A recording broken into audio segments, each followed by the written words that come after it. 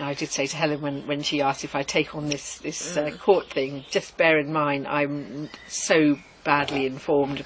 I didn't do any sciences, and I'm just so deficient, unfortunately. I make every effort to understand, but it takes an awful lot more effort if you don't have a background in some of these things. So a lot of it I won't be reading the full detail of, that's for sure. As I say, if it's a particular issue, I'll make every effort with something like chicken houses, but I don't think that'll be true of other councillors. I think they'll be conscientious. I think they'll read the report very thoroughly. I'm sure they will, and in some cases I'm sure they'll also go into some of the background stuff, but that's not, I wouldn't say that was something that everybody found time to do.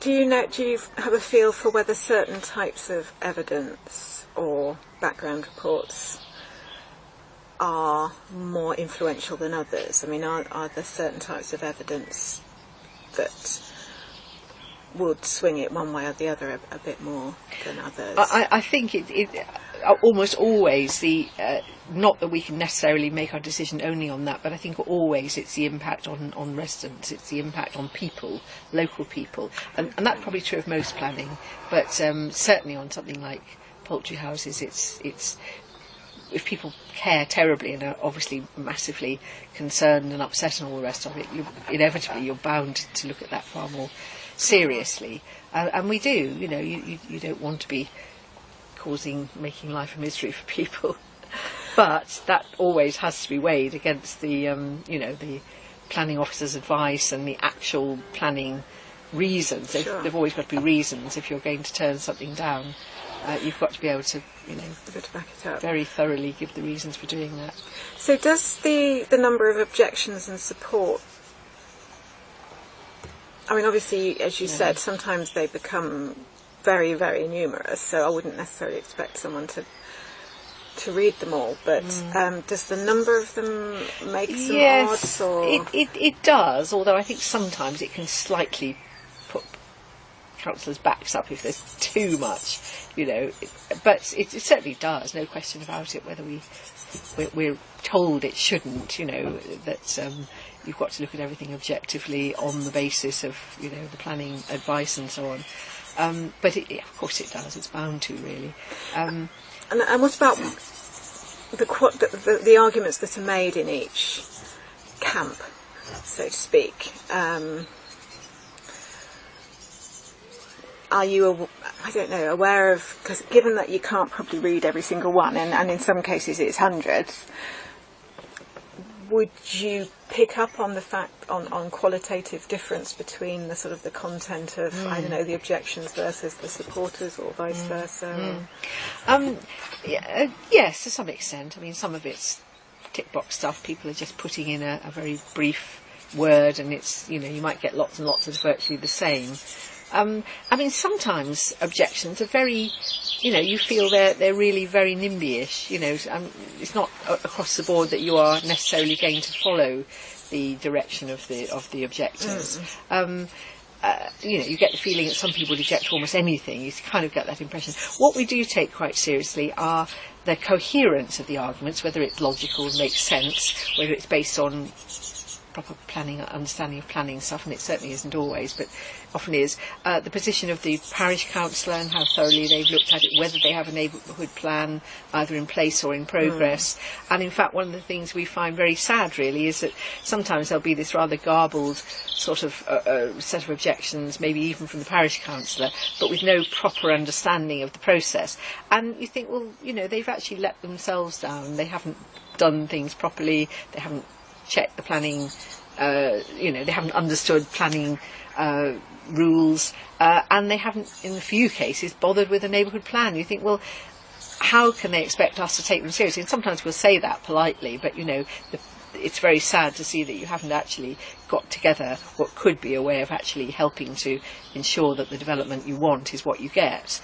And things like that make a difference. Sometimes people just blanket object. Other times they'll say, well, we want development, just not here. We've got a very clear idea of where we'd like it to be, and we think we should be listened to. And then we're very much in favour of supporting them and saying, well, that does seem reasonable. You know, they've put a lot of work into this. They do know what they want for their parish or whatever it is, and we do think that should be taken account of. So, you know, we do.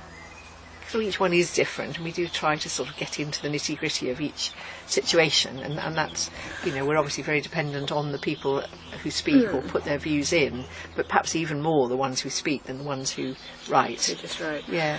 And there's just in recent year or two, there seems to be a new phenomenon of large campaigns of support for some of these. Oh, I know, I'm absolutely Stackback being one of them. astonished.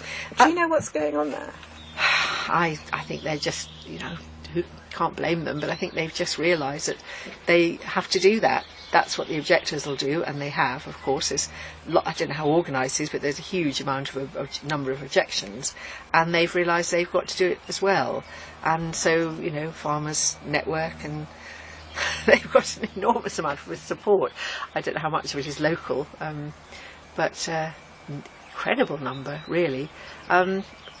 Good luck to them. I mean, that's sort of the way the game goes these days. I don't think I've ever seen that on a chicken house thing before. Or maybe I have, maybe one or two, but certainly not as a common thing. One or two, maybe, where there was it sort of even. Yeah. There's suddenly I mean, you know, if it's a local family, particularly, I mean, Leominster's slightly different because it is Leominster, it's a town, and that's one of my concerns, is it's so near a very large urban area, you know.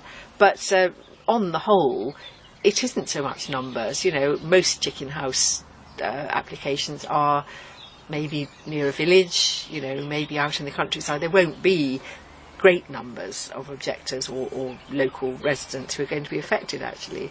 And that's why numbers isn't the only thing. It's the concern and the worry and upset of the people rather than the residents, the neighbours, rather than the actual numbers very often. Sure. But yeah, in that case, I must go back and see what the latest totals are. It was 290 something at one time. Anyway. Yeah. And I mean, sometimes the council actually commissions its own reports, expert assessments of the documentation. Has that been helpful? Have you found? Well, yes. I suppose it has. Yes, I mean, yes, it has been helpful. It depends a bit what it is, and you know. And does that get commissioned if there seems to be a need for it, or is there a budgetary? Well, there certainly is a budgetary restriction on that, and as far as I know, mostly we require the applicant to get the environmental assessment or whatever it is to be done, which I think that's probably fairly common, isn't it? Yes, yeah. I'm just trying to think what the council would actually. I'm trying to think of the exact ones now, but there was certainly reviews of odour modelling in one case, I suppose odour is so very contentious. I mean, that is the biggest concern for people, that they. Gosh, I can't remember the exact examples, but I know they were talking about. Whatever it is. Yes. Okay, so. I mean, just finishing up on that sort of evidence side of things, is there any information that is not currently, you're not seeing, that you would like to see, that you think would be useful to see, any sort of other evidence? Well, I mean, I don't know whether it's quite what you have in mind. What I would like to see, I think several of us would, is to see some return to the situation, you know, after the event, if you like, and to see how it's worked, what the impact is, whether the residents' concerns have been upheld. Something of that sort, I think, would be really, really helpful, actually. Because that's something that occurs to me as well. Yeah. But that never happens, does it? No, it doesn't. It doesn't at all. I mean, it doesn't with anything, really. I mean, on any single application you get, we don't really hear much about the result. Very occasionally there'll be just a completely different issue, but we had an application a few months, maybe even a year ago, for a passive house, a fantastic house, absolutely fantastic, and apparently it's won masses of awards, and so the planning officer, who knows I'm really, really keen, in fact I tried to get a policy adopted on, meeting Passive House standards. And he let me know this and said because I said I'd actually went over and had a chat with the people who got the planning permission and said, really love to come and see this when it's been built, any chance of it, and they were very friendly and so on. So he's trying to organise a visit